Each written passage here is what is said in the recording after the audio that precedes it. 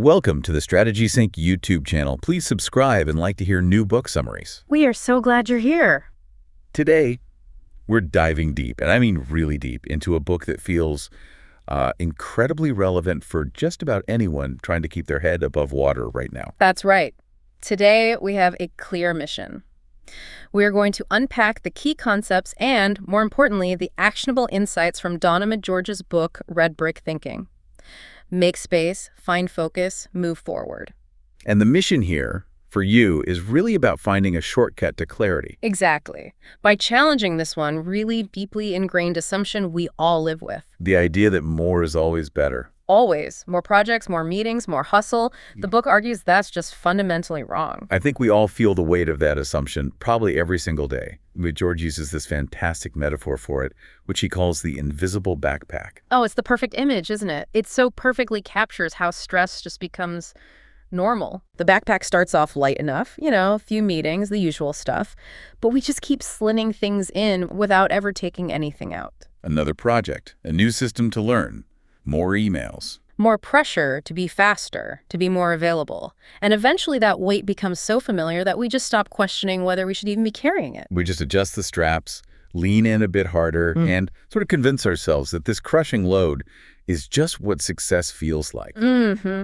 We forget we're carrying these outdated habits, these bloated systems, maybe even obligations we agreed to years ago that just don't fit anymore. The heaviness just becomes the status quo. And that is the absolute core of the book. It is. That true progress, real forward movement, comes from deliberately, and I think this is the key word, unapologetically letting go. So subtraction isn't something you do when you have time. It's the first step. It's the essential first step. It demands this huge shift in mindset, acknowledging that your ability to create space is the only way you're going to find the focus you need to actually move forward. And this whole shift is just perfectly captured by the analogy that gives the book its title. It comes from her corporate workshops. Red brick analogy, yeah. Tell us about this slightly lopsided Lego bridge. It's such a powerful, immediate aha moment. So in these workshops, she gives people a simple Lego bridge, but it's visibly unbalanced, it's lopsided. Okay. And she asks them one simple question. How do you make this stable? And everyone tries to add something. Almost everyone, without fail. We are so conditioned to add. They instinctively reach for an extra block to try and prop it up, to shore up the weak side. But the problem isn't a lack of support. Exactly. The imbalance isn't caused by something missing. The instability is caused by one single tiny red brick that's been placed incorrectly at the bottom of one of the supports. It's creating all this friction. And when someone finally pulls it out, the whole room gets it. That collective aha moment is the genesis of this whole philosophy. The path to stability, to progress, isn't in adding more. It's in the strategic, surgical power of subtraction. Okay, so let's really unpack that. Let's get into this necessary mindset shift, starting with what McGeorge calls the agency of subtraction, or permission granted. Because if the Lego bridge is so obvious, why is it so hard to do in our own lives? Because for most of our careers, we've been trained to wait for permission. We're conditioned to wait for the manager's sign-off, for the official go-ahead, or, for absolute proof that a system is broken before we dare touch it. We rely on external consent to change our own circumstances. So the first move in red brick thinking is all about reclaiming your inner permission slip. Yes. It's about realizing you have the agency to choose differently. You don't actually need a crisis or a new policy or your boss's approval to drop something that you know is just slowing you and everyone else down. But once you grant yourself that permission, you have to know what to subtract. Exactly. And McGeorge gives us a great framework for that, distinguishing between what she calls small r and big R red bricks. Let's start with the small r red bricks. These sound like the low-hanging fruit. They are. These are the quick wins, the easy edits you can make today, things that give you immediate psychological relief. Like canceling that one standing meeting that could have been an email. That's the classic example. Or just saying no to a minor obligation that you're only doing out of habit. These actions aren't, world-changing on their own, but they chip away at the chaos. And they prove to your brain that you can choose differently. Right. They build momentum, they return a little bit of space to your day. And then you have the big R red bricks. These sound a lot heavier. Oh, they're much heavier and stickier. These are the ones that are woven into our identity or into the systems of our organization. So we're talking about roles we've outgrown, Or routines that used to work but now just hold us back. Exactly. Or in an organization, those legacy systems that are protected purely by inertia. By the phrase, this is how we've always done it. That's the motto that protects every big R red brick. And removing one takes real courage because it doesn't just clear your calendar. It can actually create a space in your identity, or it might mean restructuring an entire team's workflow. Right, because organizations tend to confuse legacy with value. They do. A big R red brick could be an entire reporting process that takes 3 weeks and no one ever reads. It's heavy, it's sticky, and tackling it is the real work of strategic subtraction. This whole focus on the cumulative load, on the weight we carry, it just fits so perfectly into the global conversation we're having about burnout. It's the essential context. McGeorge frames red brick thinking as a direct response to this chronic exhaustion. And she's very clear, this isn't just a feeling, it's a recognized occupational phenomenon. The World Health Organization gave it an official designation in 2019. They did, and they defined it by 3 really clear dimensions that I think a lot of people listening will just instantly recognize. What are those 3? So first is exhaustion. And this isn't just being tired after a long week. This is feeling utterly depleted, physically and mentally. A bone-deep tired. Exactly. The second is increased mental distance or cynicism about your job. That creeping feeling of disconnection where you just feel like nothing you do matters. And the third? Reduced professional efficacy. That's the crushing feeling that despite all your effort, you're just not effective anymore. You're accomplishing less and less. And these seeds of burnout have been growing for a while. But McGeorge points to COVID-19 as this global accelerant. It really was. It forced the issue into the open. The data is just staggering. McKinsey found that post-pandemic, 1 in 4 employees globally were experiencing burnout symptoms. Wow. And the book's argument is that so many organizations reacted by trying to fix the person, offering yoga apps or resilience training. Right, but they never questioned the system that was causing the problem in the first place. Exactly. Burnout isn't a failure of the individual to cope. It's an echo of a culture that rewards availability over actual value and martyrdom over sustainability. Red brick thinking says we have to redesign the environment, not just medicate the symptoms. And the science behind this is just overwhelming when you look at how our brains are trying to cope. Our brains are amazing, but they are not built for this. Yeah. McGeorge cites data showing that just in our daily lives, we're processing something like 34 to 74 gigabytes of information. That's the equivalent of watching 16 full-length movies every single day. Every day. And every notification, every email, every choice we make pulls from the exact same, very finite pool of working memory. And when that pool overflows, performance doesn't just dip, it completely tanks. We hit cognitive overload. That's it. The brain just can't sustain quality thinking under that kind of bombardment. There was research from the University of Oregon back in 2006 that proved this. People who were deliberately limited in the number of things they had to pay attention to. They performed exponentially better. Exponentially better. It wasn't about intelligence. It was about having the quiet space to think. Subtraction is literally a performance enhancement strategy. And we are, thankfully, starting to see this applied in the real world. We are. Companies like Citi, Facebook, Canva, they've all brought in things like no meeting days. Factor weeks. Yes. They're recognizing that deep, valuable work requires uninterrupted time. And the easiest way to create that time is to subtract the biggest time sink there is, the internal meeting culture. The book shares this absolutely fascinating example of subtraction from the world of education, proving that taking a whole day away can actually improve results. This is the case of St. Joseph's College in Geelong, Australia. It's so powerful. In 2023, they were facing all the usual pressures, student stress, a packed schedule, and they did something radical. They restructured the entire week. The entire week, formal classes were condensed into 4 days, Monday, Tuesday, Thursday, and Friday. And Wednesday just became something else entirely. Completely different. They called it a flexible learning day. No classes, no bells, no uniforms. It wasn't mandatory unless you were scheduled for some specific catch-up work. It was a planned, deliberate break in the churn. That sounds incredibly risky. I imagine there was a lot of concern the students would just treat it like a day off. There was definitely skepticism, but the goal was serious. Create breathing room. And students used it for revision, for project work, or honestly, just to catch up on sleep. The feedback was so telling. One student said it just allowed him to slow down, catch up, and breathe. It lowered the systemic anxiety. It did, and the ultimate proof was in the results. Academic results went up. They improved across the board. Because students came back on Thursday sharper, better rested, more focused. It proved that the structure has to serve the outcome, not the other way around. It really makes you ask, what unnecessary daily structures are we all protecting? Okay, so we've established the why, the absolute necessity of making space. Let's get into the how. And specifically, the difference between the kind of reactive tidying up we all do and the strategic subtraction the book is really about. It's a critical distinction. Reactive subtraction is, surface level. It's the triage you do after you've already hit the wall. Furiously unsubscribing from newsletters when your inbox has 5,000 unread emails. Right. Or finally clearing your desk because the clutter is giving you anxiety. It helps you breathe for a second, but it doesn't change the habits that created the mess. So strategic subtraction is proactive. It's doing less, but on purpose. It is. Yeah. It's choosing to remove things that might even look good on the surface, but are quietly draining your energy and your focus. And this is where it gets hauled, right? Because if something is easy to let go of, it's probably not that strategic. That's the key.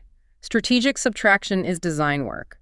It's the product manager removing a popular but complex feature to make the user experience better for everyone else. It's being willing to let go of something that still has some merit, but is no longer the most important thing. There's a beautiful large-scale example of this with the luxury brand Bottega Veneta back in 2021. Oh, this is a seismic move. It just defied all the rules of the modern digital world. In an industry that runs on visual saturation, on Instagram, on constant content. They just deleted everything. They deleted all of it. Their Instagram, Facebook, Twitter accounts, gone. It was a massive, very public, very high stakes, active subtraction. For most brands, that would be suicide. But for a luxury brand, it was actually about cultivating scarcity. That was the strategic genius of it. By getting quieter, they forced people to seek them out.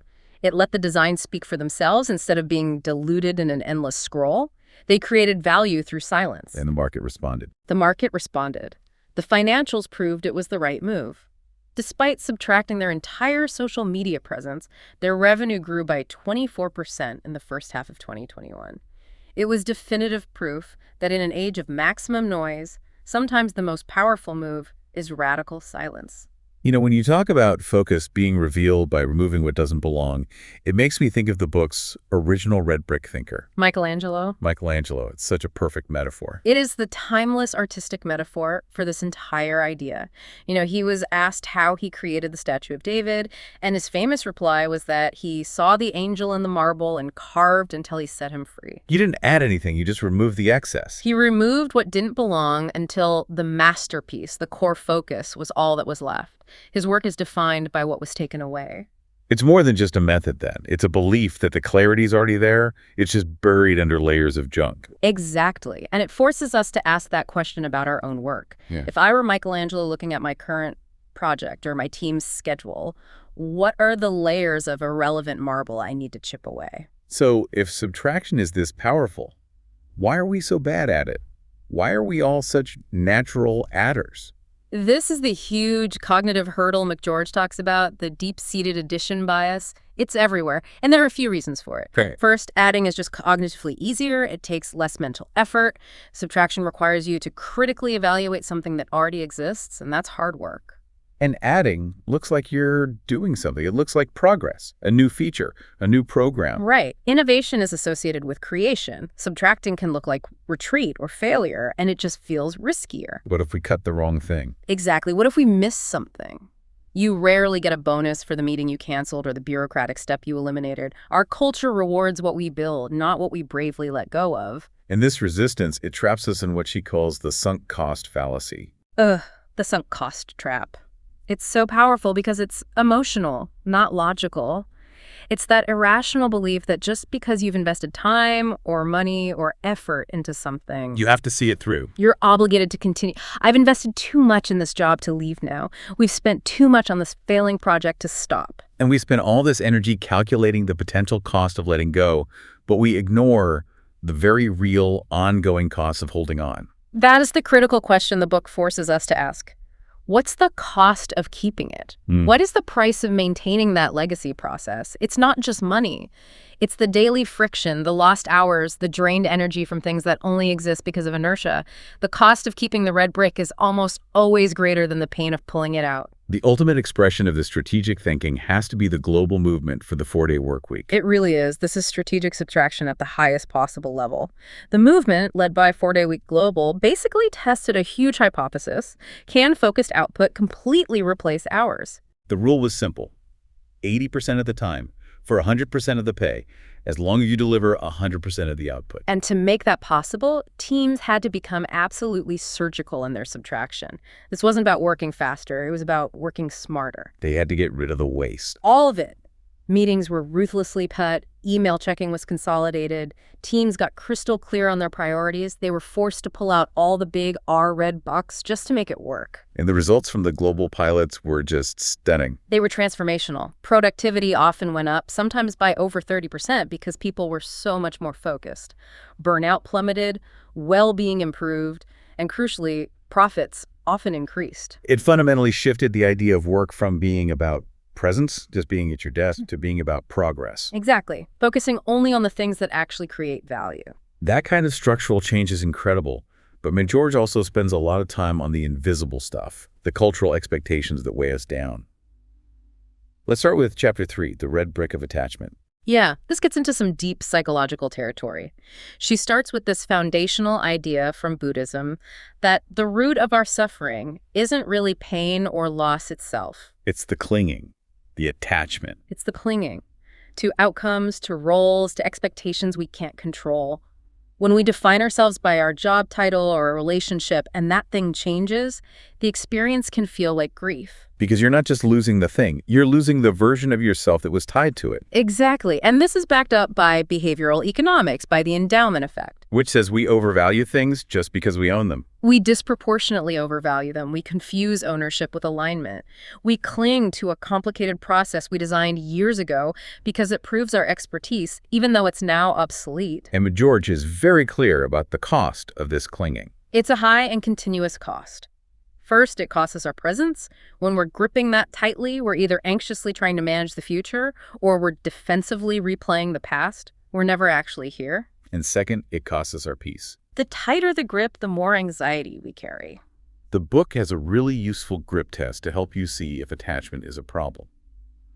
What are some of the signs? Well, one big one is repeatedly replaying the story of how something went wrong, as if retelling it will change the outcome. Another is when you're the only one still trying to fix a project that has clearly run its course. You're more loyal to the plan than to your own peace. That's a perfect way to put it. Or you find yourself minimizing the cost, saying, oh, it's not that bad, while you're secretly crumbling. And the ultimate sign is a fear of blank space.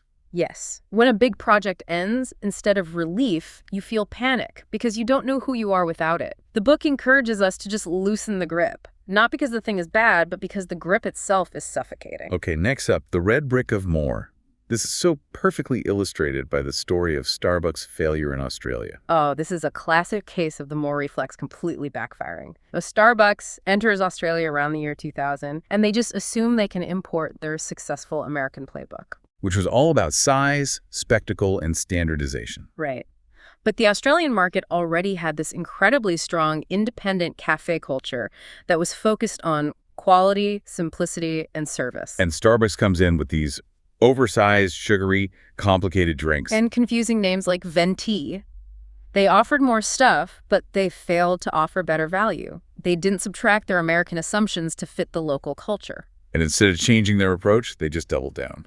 That's the red brick of more in action. When they hit resistance, their strategy was to just add more stores, more products, assuming volume would win. The collapse was inevitable. They had to close 61 stores in a single day. Massive losses. It's the perfect lesson that expansion without refinement is just accelerated failure. And this societal belief in more has consequences far beyond bad coffee strategy. McGeorge connects it to huge global problems. The explosion of the self-storage industry because our houses are overflowing, social burnout from overcommitting, the depletion of natural resources because we're always focused on maximum extraction. We're conditioned to think that sufficiency is failure. that the only valid metric is growth. Exactly. And the warning signs in your own professional life are, saying yes reflexively, your calendar is packed, but your actual priorities never move forward because you're always fighting fires. The urgent over the important. Always. You're perpetually preparing and tweaking, but you never actually launch the thing. It's a state of being busy, but not productive. Which brings us to the cultural cousin of more, which is the red brick of hustle. The glorification of busyness. It has become a status symbol, hasn't it? For years, if you weren't exhausted, you felt like you weren't important. But the book draws this amazing contrast between that frantic activity and how truly high performers work. It does. You have someone like Elon Musk suggesting an 80-hour week is the baseline for changing the world. But then you have Warren Buffett, who famously spends most of his day just reading and thinking. He guards his time for reflection. Because he knows his value comes from deep thought, not frantic motion. The example of the social enterprise thank you is so powerful here. A team that had to consciously hit the brakes right at the peak of their growth. They realized they were building an empire that was becoming unmanageable, so they chose to nurture a sustainable ecosystem instead. Which meant treating the word yes like a precious resource. It did. They adopted this amazing metaphor. To lead the orchestra, you have to be willing to turn your back to the crowd. You have to focus on the internal harmony, not the external applause. This all connects to the effort heuristic, right? This bias we have where we think harder must mean more valuable. Yes. We glorify the founder who worked 100-hour weeks, but the science just doesn't back it up. Stanford research found productivity plummets after 50 hours a week, and after 70 hours, the extra time produces basically nothing. Hustle promises control, but it just delivers burnout. And it eliminates the very space where breakthroughs happen. Einstein's walks, Bill Gates's think weeks. Creativity needs downtime. Rest isn't a reward for hard work. It's a strategic tool for good work. Finally, we have to confront the red brick of someday. The trap of always pinning our happiness on the next milestone. The someday trap. The illusion that when I get the next promotion or when the kids leave for college, then I'll finally be fulfilled. But the cruel joke is that someday never arrives. Because of the hedonic treadmill. Exactly. Our natural tendency to return to a baseline level of happiness no matter what happens. The famous study showed that a year later, lottery winners and people who'd become paraplegics were roughly back to their original happiness levels. We're just constantly chasing the next thing. Fueled by a culture that sells us dissatisfaction. And the cost of living in someday mode is that we're always deferring joy. I'll slow down after this project is done. We're living near our life, but never fully in it. Every success just becomes the next goalpost. And the signs are things like outsourcing all the hard stuff to future you, who will magically be better at setting boundaries. Yes, or feeling disconnected from the very life you've worked so hard to build.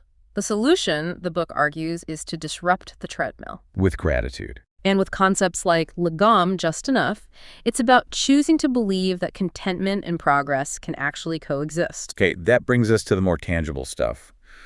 The structural red bricks, the actual systems in our environment that create all this drag. And we often internalize these problems, don't we? We blame ourselves, when the real issue is the friction in the system. So we start with the red brick of accumulation, which is about more than just shopping. It's much deeper.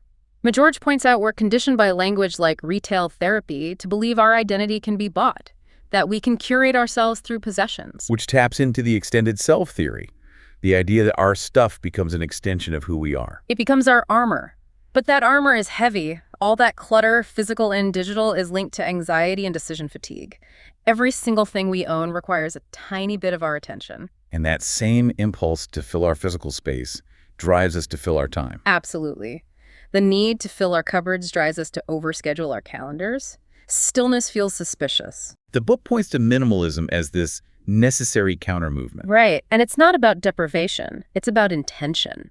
Figures like Marie Kondo aren't asking you to have less. They're asking, does this serve your purpose? The Swedish concept of dust deadening, or death cleansing, is so powerful. It is. It's not morbid at all. It's about mindfully clearing out what you no longer need so you can leave peace and clarity behind, for yourself now and for others later. It's about creating breathing room. Next up, the red brick of friction. The book uses Canva's origin story as the perfect example of how removing barriers is a huge innovation. It's brilliant. Canva's founder saw that powerful design software like Adobe was just clunky, incredibly powerful, but the friction was immense. It had a ridiculously steep learning curve. Which meant billions of people couldn't use it. Canva won by aggressively subtracting all that friction. The tool just gets out of the way. We often suffer from the mere exposure effect, right? Yeah. We accept inefficient processes just because they're familiar. We mistake our mastery of a complex, broken process for actual value. Stripe is another great example of this. They looked at online payments and saw a bureaucratic nightmare. They simplified the impossible. By removing all the paperwork and clunky code, they let people accept payments in minutes instead of months. They won by clearing the path. It reminds me of that military mantra. Slow is smooth, and smooth is fast. Exactly. Real efficiency is fluid, not frantic. This leads right into the red brick of complexity. We have this bias that equates intricate with intelligent. We really do. The complexity bias. The book uses the kids' show Bluey as a masterclass in simplicity. It's globally successful because it achieves this profound emotional truth in just 7 minutes. It doesn't overcomplicate. But in our work lives, we do the opposite. We overstuck our slide decks, we use jargon, we confuse convoluted with clever. We think if it's complicated, it must be smart. But complexity creates drag. Historically, the Roman Empire is the ultimate warning. It collapsed under the weight of its own bureaucracy and complexity. In contrast, you have Patagonia's mission. We're in business to save our home planet. 8 words. That kind of clarity makes every decision easier. Next, the red brick of noise. This is anything that distorts understanding or just dulls momentum. It's the invisible tax on our attention. McGeorge calls it the interference layer. All the static between what matters and what actually moves. What's really unsettling is the research that shows we actually seek out noise to avoid things. To avoid discomfort. The 2014 study in Science was shocking. Participants chose to give themselves mild electric shocks rather than just sit in silence with their own thoughts. Wow. We have a fundamental discomfort with quiet because quiet forces clarity. The warehouse team scenario in the book is a perfect illustration of how internal system noise creates external chaos. This team was drowning, not because they weren't working hard, but because of pure systemic drag. Orders couldn't ship until finance released them. And that required a manual code entered by one of only 2 part-time people. A process built for internal comfort that created massive friction for the customer and total exhaustion for the staff. It's like the early cochlear implants. Where adding more electrodes just created more confusing sound. Yes. Success came from stripping it all back to deliver the right sound. Removing noise is about getting back to coherence. And right after noise, we have its close relative, the red brick of stimulation, the need to fill every single gap. We live in an age of dopamine saturation. Our digital world is engineered to keep us seeking. Every scroll, every ping is a micro hit. It's why that idea of raw dogging, going on a flight without headphones or a screen, is so terrifying to people. We treat boredom like a disease that has to be cured instantly. Dr. Anna Lemke's comparison of the smartphone to a hypodermic needle is just chilling. It is, because dopamine isn't about present moment pleasure. It's a future-oriented desire chemical. It keeps us wanting, never satisfied. And the cost is our focus. Our attention span on a screen has dropped from 2.5 minutes to just 47 seconds. The solution is intentionally creating that space, like Johann Hari did in Stolen Focus. He went to a remote cottage with no technology. His brain protested, but eventually it calmed down. Deep thought returned.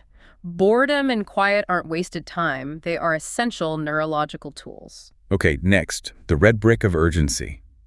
The constant pressure to act now. Urgency is the illusion of productivity. It creates heat and motion, but it's usually just a symptom of poor planning. The urgency effect is a cognitive bias that makes us prioritize time-sensitive tasks over genuinely important ones. We mistake stress for significance. And the cost is massive. Every time you switch tasks because of an urgent ping, it costs you, on average, 23 minutes to get back into a state of deep concentration. The book makes a great distinction between being responsive and being reactive. Yes, responsiveness is thoughtful. Reactivity is just jumping when a stimulus hits. The coaching client, Maya, who canceled all her Monday meetings. She created a protected space for thinking. Which resulted in faster, better work for the rest of the week. She was working from strategy, not panic. And finally, we have the red brick of weight, the unseen burden of all the unclosed loops. This is the psychological cost of unresolved tasks. The half-written report, the email you still need to reply to. Each of those things quietly drains your cognitive energy all day. McGeorge calls them organizational zombies. Projects that are just consuming resources but delivering no value, kept alive by sunk cost bias. And she's clear. You don't finish zombies, you release them. You kill them with grace. Exactly. And personally, this weight shows up as the tyranny of, I can handle it. High performers just keep saying yes out of identity until the chronic stress breaks the system. Every commitment is a weight you have to strategically offload. We've just uncovered a mountain of red bricks, from the cultural to the systemic.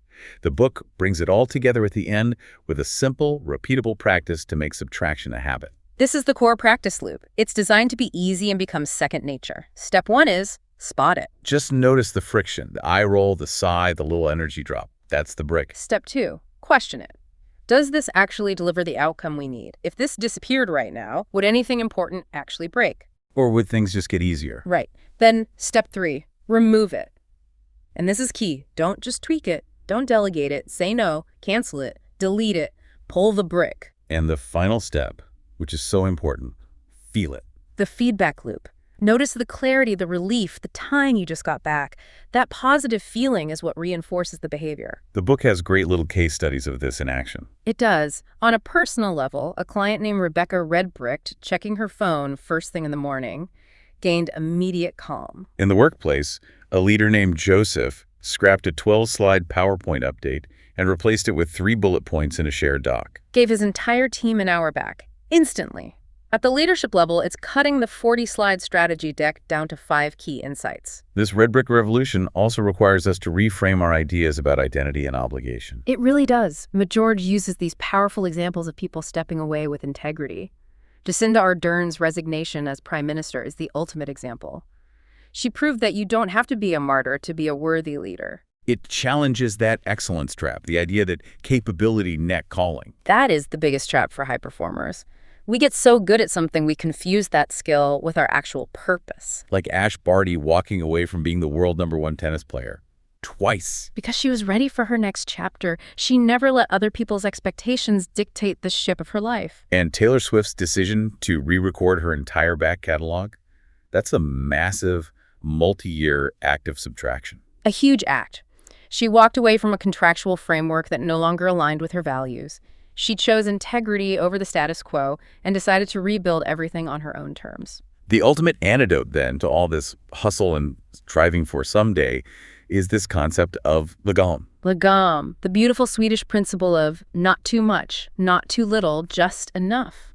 It's the complete opposite of maximization. It invites sufficiency. And in a world that is screaming at you to always want more, choosing enough is the most revolutionary act there is.